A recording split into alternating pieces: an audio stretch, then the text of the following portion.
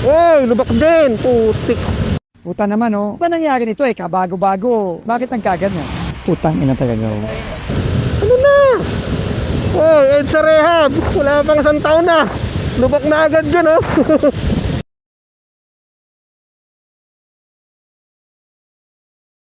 Daanan ko rin yun, ha. Nung EDSA rehab to, ha. Tinatapalan to ng bagong asfalto. Oh, ngayon, ano na? Lubak na, butas na.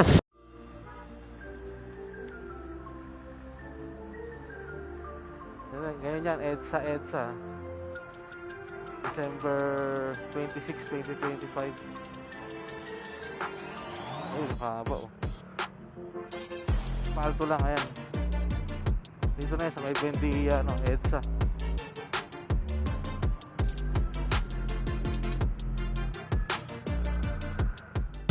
Ano pa ngayon? August pa lang ngayon. January to inumpisahan. Ay hindi, December 24 or December 23 to inumpisahan. Meron ako nung video nung inuumpisahan to. Basta walang pasok yun eh.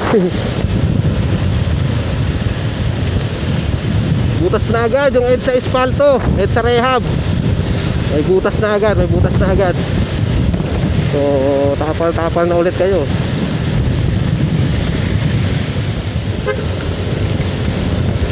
Nakasan ang damdamin ko, sana'y maintindihan. Alam kung kailan lang tayo nagkatagpo. Oh, may lubak din po. Minit para lang sa'yo ay ayaw na lumayo. Ipagpatawad mo kung may naguguluhan. Lubak na, may lubak din. Hindi ka masisi. Let's go!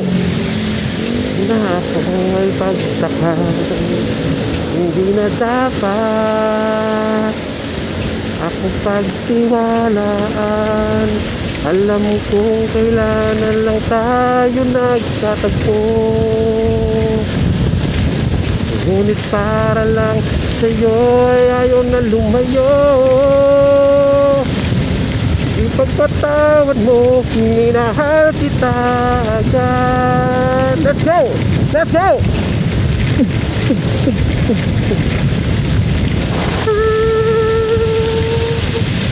Minahal kita agad. Minahal kita agad. Minahal kita agad.